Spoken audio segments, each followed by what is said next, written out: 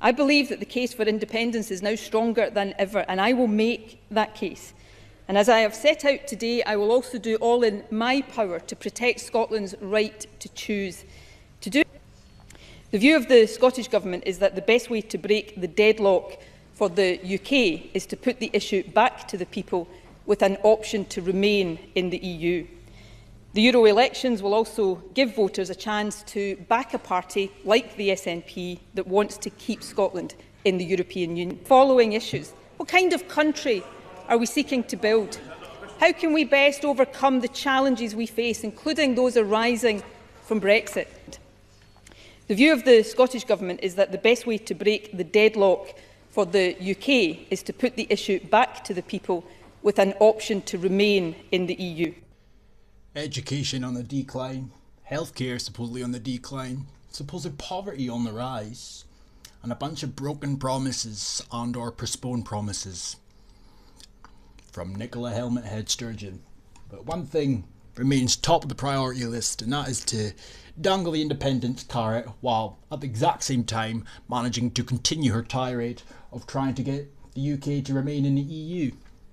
And it just seems that all the other Remain politicians up and down the country seem to be quite content with Sturgeon being the poster girl for this anti-democratic charade. Nonetheless, she took to Holyrood yesterday to talk off a push for IndyRef 2 potentially, and in the hour-long-ish video, she has many an argument with many a politician in and around the House. And one thing is absolutely astounding about the whole thing: the heartfelt pleas, the so-called historic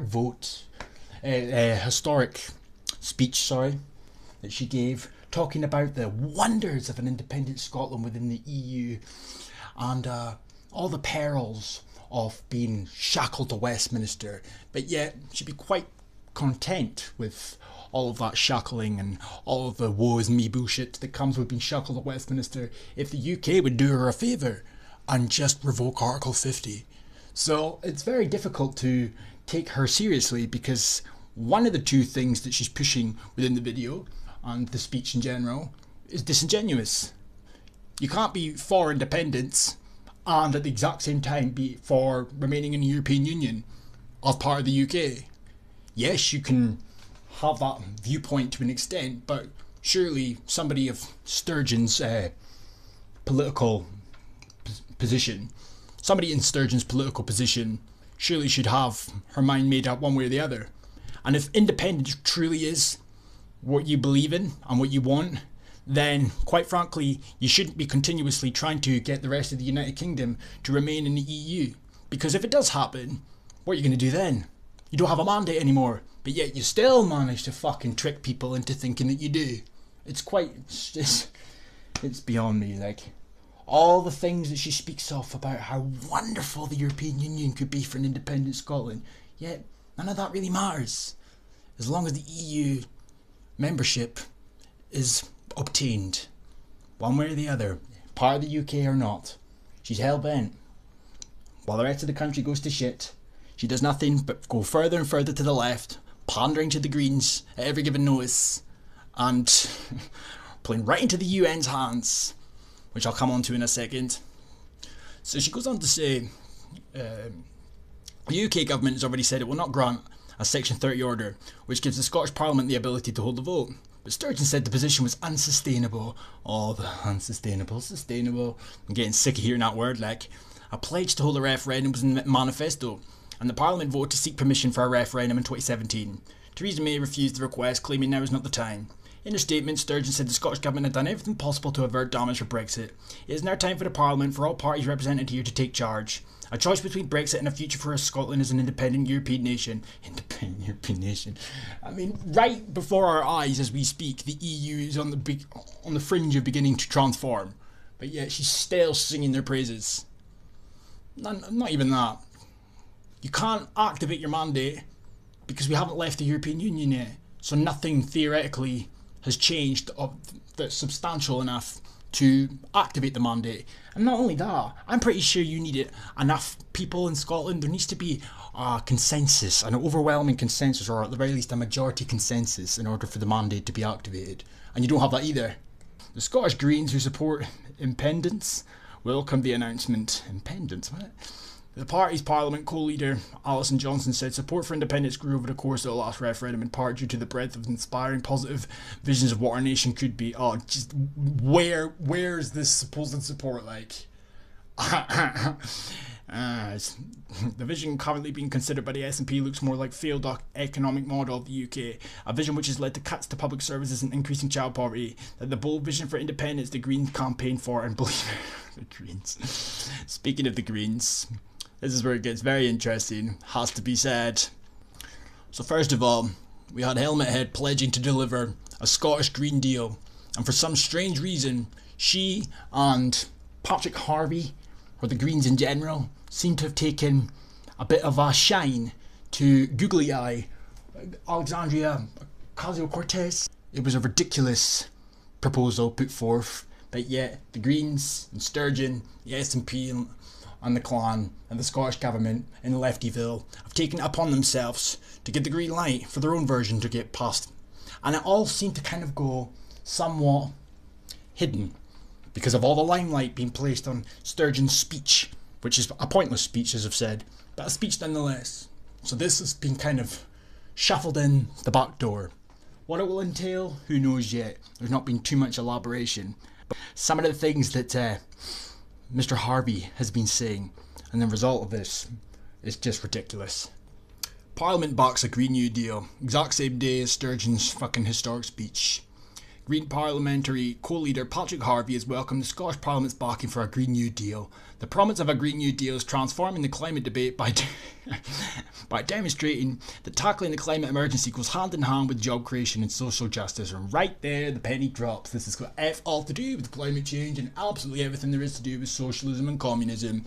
Thanks to the UN, the framework has been laid out, and the Green Party are happy to oblige. What the F has social justice got to do with taking the fight to climate change? If you expect people to take climate change even remotely seriously, then first and foremost, I would stop getting far left twats to do the speaking on your behalf. And Nicola Helmethead's favourite word, inequality, crops up again, and they really are starting to get a bit confident, or a bit too blasé, has to be said.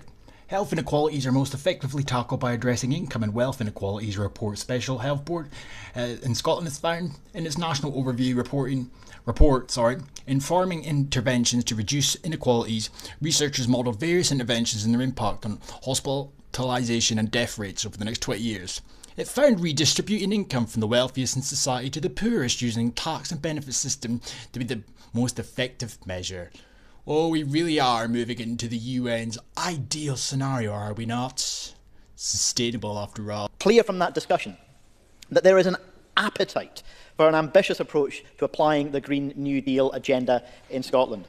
One of our NGO guests said we clearly need a new approach, an approach that has to be accompanied by a massive acceleration to see the scale of change we need across every sector. One of the renewable industry representatives said we need something that can build investor confidence and also leverage investment. We need to know the policies supporting renewables will be there decades down the line. And another said the industry is only capable of making evolutionary steps. Radical steps won't be taken by industry. And that comment was echoed by a range of people around the room who recognised the need for an emphasis for the role of government, including institutions like the Scottish National Investment Bank, because markets and competition alone won't achieve the transformation that's needed. The Green New Deal is not a single list of prescriptive policies. It comes under a set of key principles. Creating the conditions for private investment, yes, but also mobilising the power of the state through regulation, fiscal and monetary powers, and public and community ownership to address the ecological and social crises that we face in a coherent way, and building an economy that's fair, sustainable and fit for the 21st century. Cannot make this shit up. Taken together with the concept of a just transition, I think this offers a clear platform, not only to achieve the radical and rapid economic transformation that's needed, but to ensure that it works for everybody. Now, this concept will apply differently in different contexts. The situations in the US, the UK and Scotland are different. Existing programmes like universal health care, which that many of the Democrats are arguing for as part of a US Green New Deal, are already in place here. The federal and state relationships in the US are different from the relationships between Scotland, the UK and the EU, the balance of regulatory powers in the different jurisdictions. In Scotland, we would need to act within our current limits, as well as seeking to overcome those limits, as we discussed earlier this afternoon. Oh, you mean independence? The independence that you can't get if the UK decides to stay in the EU, which is kind of looking a lot more likely than the alternative. But we also have a high level of public support for climate action and for social justice. Yes, because people are brainwashed. I'm sorry, but any credibility that your claims, or the claims in general, may very well have had at some point, they're dying a fucking swift death with people like this pushing for socialism/communism to solve these supposed problems. How the fuck is reducing supposed inequalities within society going to stop the ice caps melting? How is pandering to minority groups and high taxation, etc., going to stop the supposed biodiversity genocide that's supposedly taking place all around the world? Who knows? And we have an abundant renewable resource. Those are conditions that should allow us to act. I want to look at the amendments that have been brought forward for our motion. I have to acknowledge that there are merits to the Scottish Government amendment in part, but in other parts it does clearly weaken aspects of our motion, especially on amendments that we believe are necessary to the Scottish National Investment Bank bill. Given the need for clarity and consistency to achieve long-term investment, how could Parliament have confidence in this agenda remaining central to the bank's objects and missions, except by setting it out clearly on the face of the bill? All ministers sometimes behave as though their own political priorities will persist forever. But ministers and governments do change, and new ones are often tempted to create change for its own sake to make their mark. Now, we are not impressed by the Scottish Government's amendment, but if they can give us, in their speeches, a very clear and explicit commitment to the kind of amendments to the Scottish National Investment Bank bill that will put this core purpose onto the face of the legislation to ensure that it can't be removed at the whim of any future government, then we'll listen to what they have to say. But I do regret that their amendment cuts that principle out of the motion. The Labour's amendment makes some similar arguments about that long-term statutory nature of the decisions we should be making in relation to the Just Transition Commission, placing it on a statutory footing to give it the long-term role that it needs.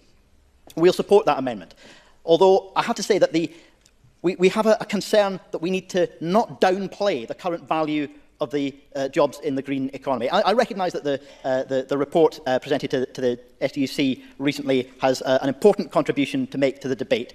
But there are, and it should be acknowledged, even within that report, a recognition that there are more than 46,000 jobs, direct and indirect, already in the low-carbon and renewable energy industries in Scotland. There have also been missed opportunities to do more, and I acknowledge that. But we should take care not to feed the narrative that is promoted by the anti-wind and climate denial movements. The potential is real if we have the political will to commit to it. And even more clearly, the alternative to this agenda, business as usual, is simply non-viable. We will obviously oppose the Conservative amendment, not only for what it deletes, but for their continued attachment to the idea that everlasting economic growth is the way to achieve either a sustainable economy or a fair and just and equal society. Let's be clear. The right-wing agenda of growth-obsessed free market capitalism is what has brought about the multiple social, ecological and economic crises. There you go, folks. Capitalism's to blame. I wonder what the radical change he speaks of will entail. I think we all know